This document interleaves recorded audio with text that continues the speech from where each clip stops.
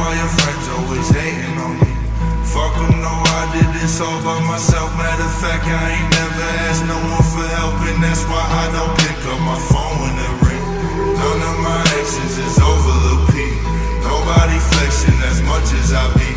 That's why she text me and tell me she love me. She know that someday I'll be over the sea, making my money and smoking my weed. I think it's funny, she opened up to me, get comfortable with me once I got it coming. I love her, she love me, I know that I'm nothing like someone the family want me to be. If I find a way, would you walk it with me?